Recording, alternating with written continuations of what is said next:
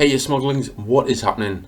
After a brief hiatus, I'm resuming my reviews for the Star Wars Skywalker saga, and the one that we're doing now is Star Wars Episode 4, A New Hope. And this was obviously directed by George Lucas and stars Mark Hamill, Harrison Ford, Carrie Fisher, Peter Cushing, and Alec Guinness. And the premise for this one is quite simple, and it is obviously the first in the storied Star Wars franchise, and we have a young farm boy by the name of Luke Skywalker who intercepts a distress call from a desperate and captive princess. And now this film is obviously the first film released in the franchise, and full transparency, it's a film that I love, and it's one of the most important, influential, and successful movies of all time, and it's an absolute landmark. And there's so much in this film that has been parodied and referenced and paid tribute to in films that would come out later, and it's crazy how iconic and how famous a lot of these scenes and a lot of these shots are, and it's a testament to the film. So I'm going to not recap the film like I've done in the prequel trilogy. I'm just going to do a more straightforward review of the film, and I'm going to do that. It just takes less time and it's a bit more efficient that way, so I'm going to do it that way. And as I said before, one of the most important and influential films in the genre, definitely in terms of science fiction and fantasy films. And one of the things I absolutely love about this film is that it begins in the middle of the story.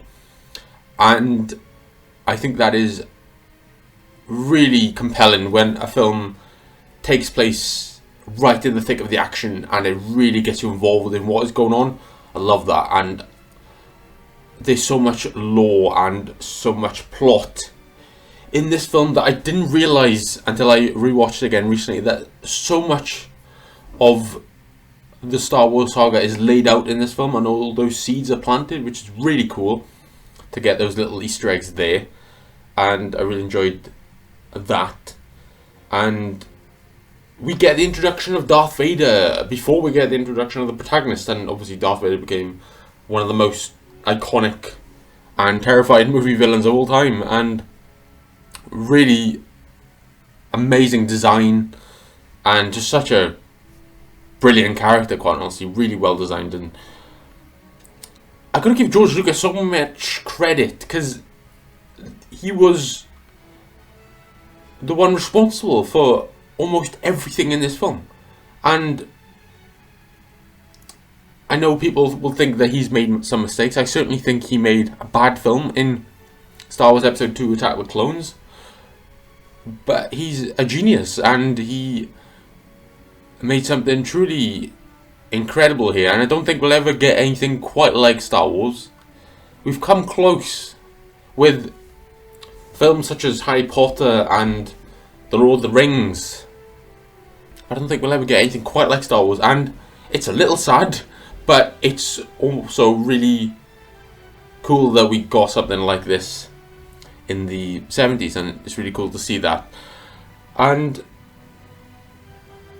we get the story told initially from droids. So we get two droids, C-3PO and R2-D2. And this is something that I know because I'm an absolute nerd and I love film and film history. And I watched this film a few months ago, and that is that this story being told from C-3PO and R2-D2 is a reference to The Hidden Fortress, which is a Japanese samurai film by Akira Kurosawa. And if you trust me, guys, go watch that film. And there is so much Star Wars in that film, from Darth Vader to the droids to Obi-Wan Kenobi. So much of Star Wars is influenced by Akira Kurosawa, and you should watch some of those films anyway because they are really great. A lot of Kurosawa films are highly influential on Star Wars and a lot of films in general, and you should definitely watch those. And George Lucas himself said that he was influenced by Akira Kurosawa quite a lot, and that totally makes sense, as I would draw from some of the greats if I were to make a film as well. So I completely understand that. And it's obviously gone through a lot of different versions, and it's hard for me to really tell all the time what is the original and what is a re-release. But as it stands, I think majority of what is in this film is really good and absolutely fine. I don't think anything is too egregious.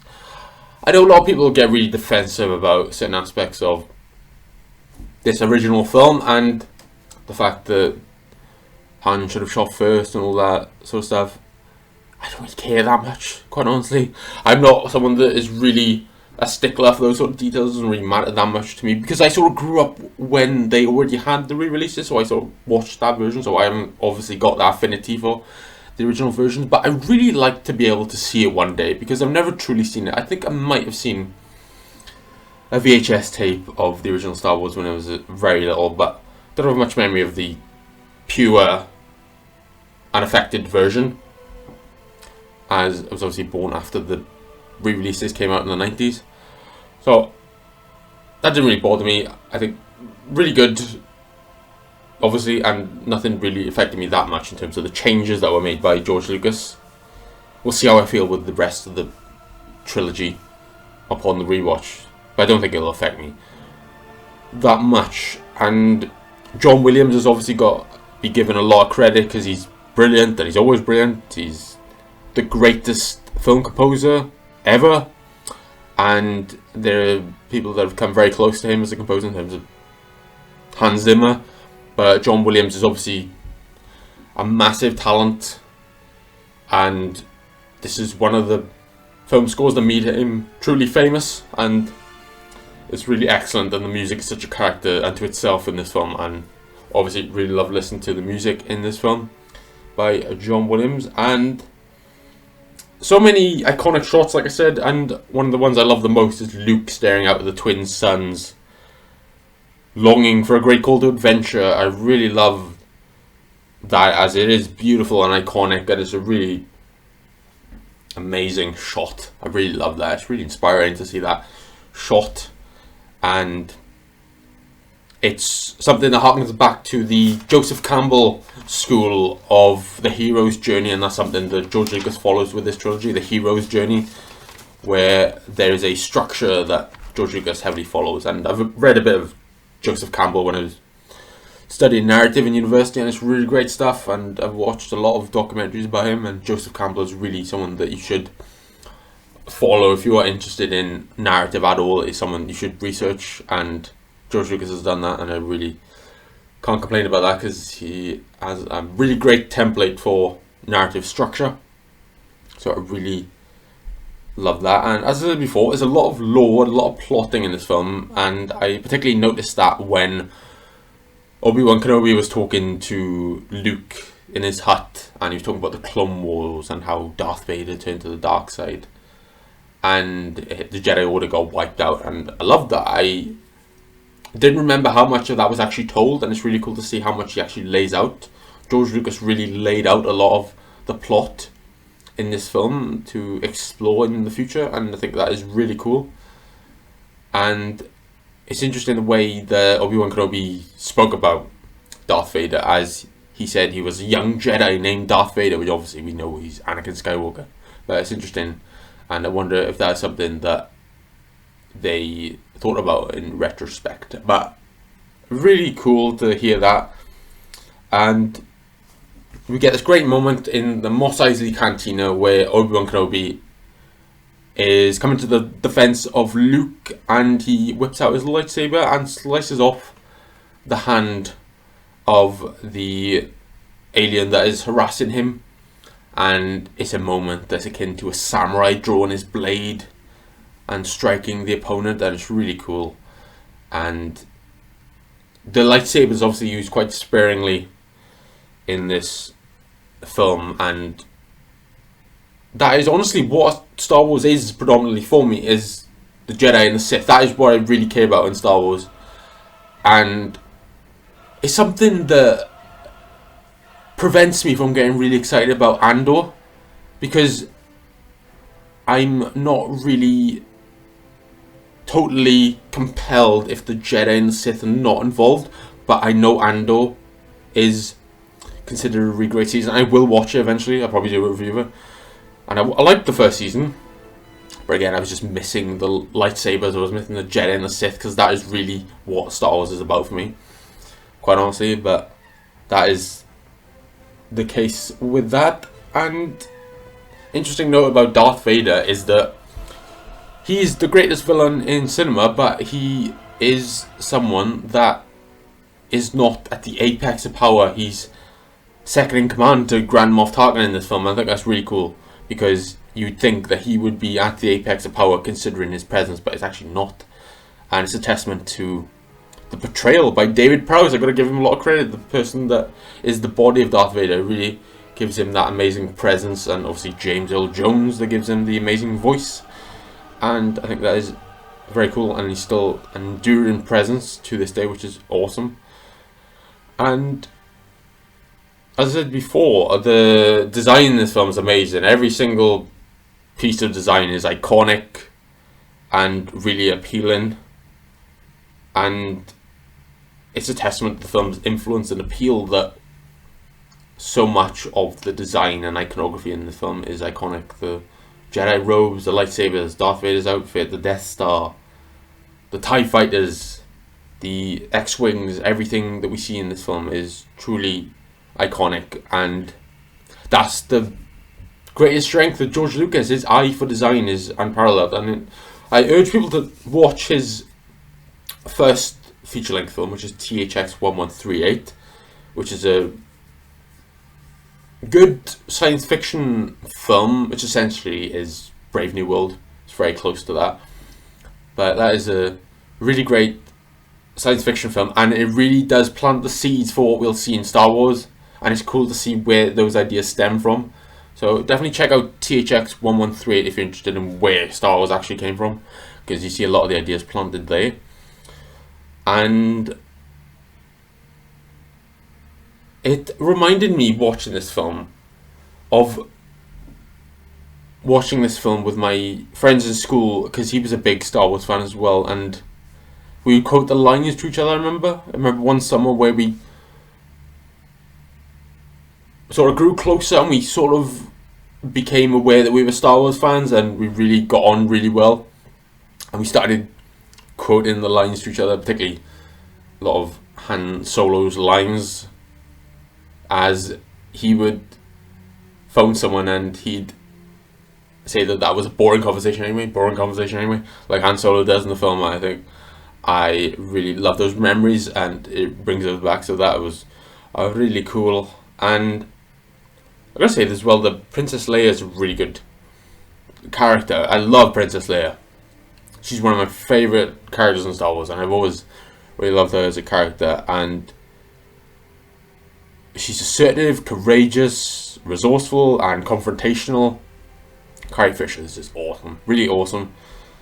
And there's a lot of mistakes in this film, and you'd see the stormtroopers hitting their heads on the roof when they're trying to enter a passageway, and you see little bloopers like that. It really adds to the character, because this was obviously a production that wasn't massive. It's crazy because it does seem like a big production, but it actually wasn't massive. I think it was like mid-budget when it was being made, and it's still a massive production in terms of scope, in terms of scale, and what we'll actually see, and some of the actual effects that are directly from the original film really do endure and stand out and look awesome. So really loved seeing that. And another thing I want to mention as well is that the section where Obi-Wan is skulking around the Death Star to disable the tractor beam is really atmospheric, really cool. That it feels like he's actually sneaking around the Death Star, and it does feel tense and atmospheric. And I was terrified of that section. It was really terrifying because you feel like someone's going to jump out at him. But it was a really cool sequence that I didn't realise that it had that effect when I first watched it. So I really did get that from this particular watch of it. And this is something that people criticise George Lucas for, the dialogue, and it's pretty damn good in this film, I say. the dialogue is quite good. The witty banter is really good, and obviously the performances add to that. Harrison Ford as Han Solo, Carrie Fisher as Princess Leia, and Mark Hamill as Luke Skywalker. I think they have good chemistry, and that helps a lot. And the dialogue is quite good. I gotta say, for George Lucas, I know people give him a lot of criticism for his dialogue. I think the dialogue is pretty good here. I don't see any problems really with the dialogue. It seems to be that he had an issue when he didn't have any restrictions and he could do whatever he wants. I think the dialogue really took a back seat in the prequels because he was so focused on the technology that he was developing. It seemed like he just focused more on other aspects of the film, from what I can assume, because he obviously wasn't the George Lucas that we know now at this point. So it seems like he had people that helped him quite a lot, and it certainly seems like he did give a lot of this good dialogue as well. So I have to give him a lot of credit for that because it is quite good. And obviously, the introduction of lightsabers in this film, we see the lightsabers for the first time, and there's not a big emphasis on it because it's something that they're introducing for the first time, and Obi-Wan Kenobi is the one that uses lightsaber against Darth Vader. We see the duel. It's not great. It's not a great duel, but it's a basic sword fight between former friends who are now enemies, and it's fine. It serves its purpose. Obviously, we're not getting the balletic and dramatic duels that we'd see in the prequels, but it's fine. It's obviously not a big emphasis in this film because I don't think they realised what they truly had with the lightsabers, because that is obviously something that became a phenomenon after this film, and people really love the lightsaber duels, and we see a lot more of that on the future films. So that is the case with that, but we don't get much in the way of lightsaber combat in this film. But I do think that this is a really good film. I really did love this film. Obviously, this is a great film. It's the introduction of Star Wars, and I enjoyed watching it again. It was really interesting seeing the plot being laid out for the entire saga, and you can definitely tell that George Lucas wanted to do more at this point, so I'm really happy that he got the massive success that he did. And it's obviously a film that's quite close to my heart. Love Star Wars since I was a kid, and the original trilogy is obviously heralded as one of the great trilogies of all time, and I really loved watching it again. And I'm going to give Star Wars Episode 4 A New Hope a 9.5 out of 10. It's an absolutely amazing film. Really does stand the test of time. And the changes didn't bother me that much. Like I said, it didn't really affect my enjoyment that much. There's not really much that I have an issue with in terms of the actual additions that are made, really.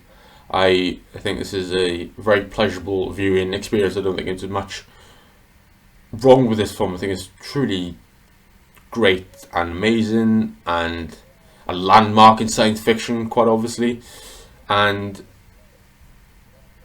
if you're the one person in the world that hasn't seen Star Wars Episode 4, go check it out if you didn't know already. But that is the review for Star Wars Episode 4. I was going to say Revenge of the Sith. A New Hope, guys. Why do I keep saying Revenge of the Sith? I got it on the brain. I've seen it 3 times in the cinemas. But that is the case with that, and I really appreciate you, Smuggling. You guys take care, and I will see you soon.